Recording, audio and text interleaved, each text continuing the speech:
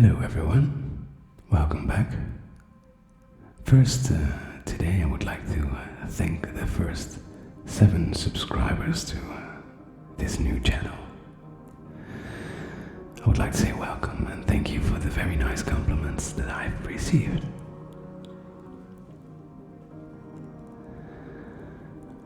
Apart from bringing you some very nice, calm and relaxing ASMR videos, I would also like it to be a little bit of educational value. So today I've chosen what's probably the greatest speech of mankind,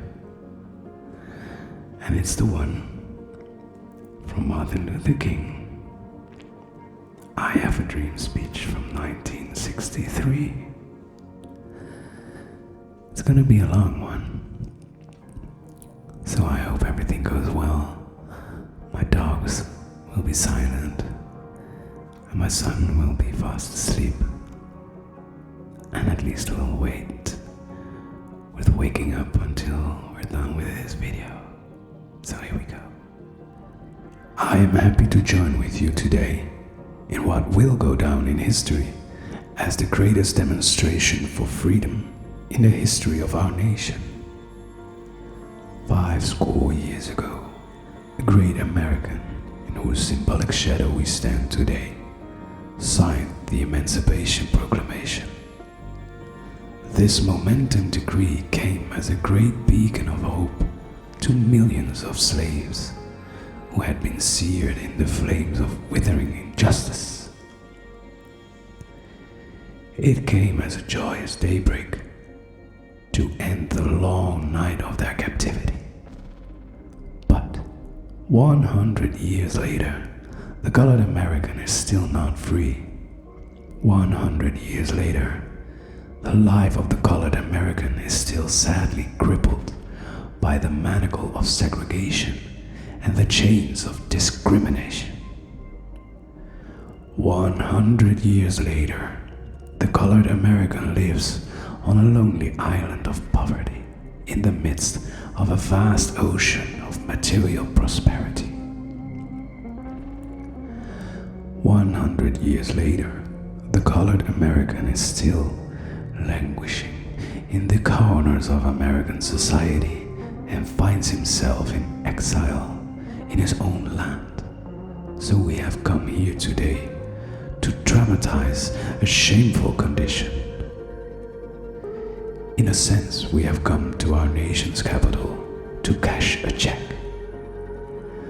When the architects of our great republic wrote the magnificent words of the Constitution and the Declaration of Independence, they were singing a promissory note to which every American was to fall here.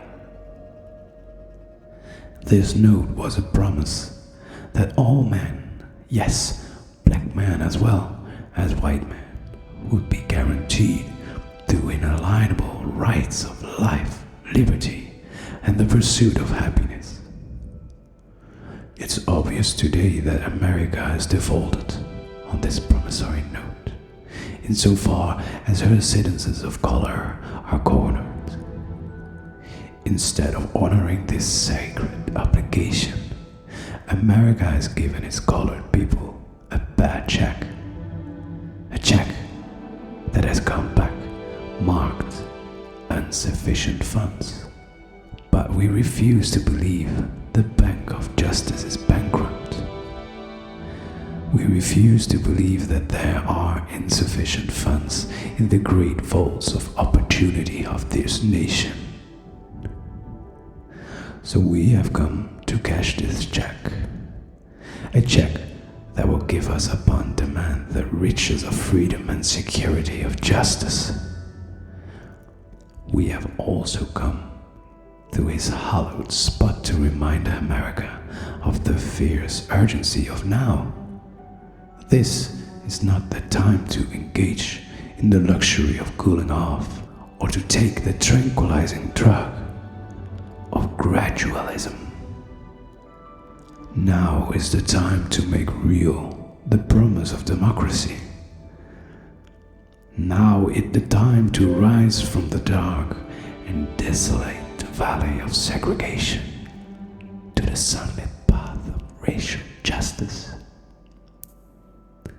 Now is the time to lift our nation from the quicksand of racial injustice to the solid rock of brotherhood. Now is the time to make justice a reality to all of our God's children. I will be fatal for the nation to overlook the urgency of the moment and to underestimate the determination of its colored citizens. This sweltering summer of the colored people's legitimate discontent will not pass until there is an invigorating autumn of freedom and equality. 1963 is not an end but a beginning. Those who hope that the colored Americans needed to blow off steam and will not be content will have a rude awakening of the nation returns to business as usual. There will be neither rest for tranquility in America until the colored citizens is granted his citizenship rights. The whirlwinds of revolt will continue to shake the foundations of our nation until the bright day of justice emerges. We can never be satisfied as long as our bodies, heavy with the fatigue of travel, cannot gain lodging in the motels of the highways, in the hotels of the cities. We cannot be satisfied as long as the colored person's basic mobility is from a smaller ghetto to a larger one. We can never be satisfied as long as our children are stripped of their selfhood and robbed of their dignity by signs stating, "For white only." We cannot be satisfied as long as a colored person in Mississippi cannot vote and a colored person in New York believes he has nothing for which to vote. No, we are not satisfied, and we will not be satisfied until justice rolls down like waters and righteousness like a mighty stream. I am not unmindful that some of you have come here out of your trails and tribulations. Some of you have come from areas where your quest for freedom left you battered by storms of persecutions and staggered by the winds of police brutality. You have been the veterans of creating suffering. Continue to work with the faith that unearned suffering is redemptive. Go back to Mississippi. Go back to Alabama. Go back to South Carolina, go back to Georgia, go back to Louisiana, go back to the slums and ghettos of our modern cities, knowing that somehow this situation can and will be changed. Let us not wallow in the valley of despair. I say to you, my friends, we have the difficulties of today and tomorrow. I still have a dream. It is a dream deeply rooted in the American dream. I have a dream that one day this nation will rise up and live out the true meaning of its creed. We hold these truths to be self-evident, that all men are created equal. I have a dream that one day out in the red hills of Georgia, the sons of former slaves and the sons of former slave owners will be able to sit down together at the table of brotherhood. I have a dream that one day even the state of Mississippi, a state sweltering with the heat of oppression, will be transformed into an oasis of freedom and justice. I have a dream that my 4 little children will one day live in a nation where they will not be judged by the color of their skin, but by their character. I have a dream today. I have a dream that one day down in Alabama, with its vicious racists, with its governor having his lips dripping with the words of interposition and nullification, that one day right down in Alabama, little black boys and girls will be able to join hands with little white boys and white girls as sisters and brothers. I have a dream today. I have a dream that one day every valley shall be engulfed, every hill shall be exalted, and every mountain shall be made low. The rough places will be made plains, and the crooked places will be made straight, and the glory of the Lord shall be revealed, and all flesh shall see it together.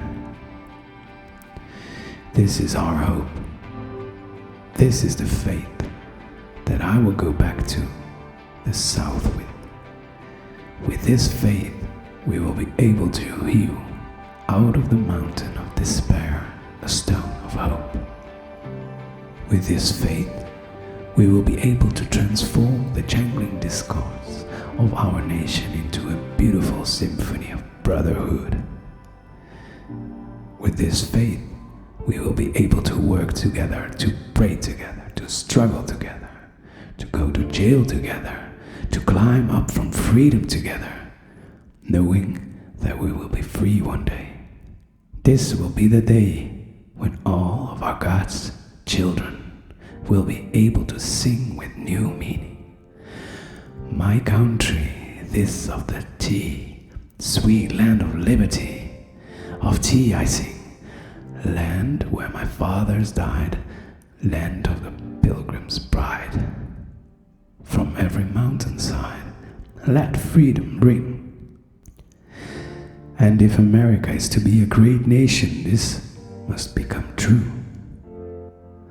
So, let freedom ring from the hilltops of New Hampshire. Let freedom ring from the mighty mountains of New York. Let freedom ring from the hiding Alleghenies of Pennsylvania. Let freedom ring from the snow-capped Rockies of Colorado. Let freedom ring from the curvaceous slopes of California. But not only that, let freedom ring from Stone Mountain of Georgia. Let freedom ring from every hill and molehill of Mississippi and every mountainside. When we let freedom ring, we will let it ring from every tenement and every hamlet, from every state and every city. We will be able to speed up that day when all of God's children, black man and white man, Jews and Gentiles, Protestants and Catholics, will be able to join hands and sing in the words of the old spiritual. Free at last, free at last. Thank God Almighty, we are free at last.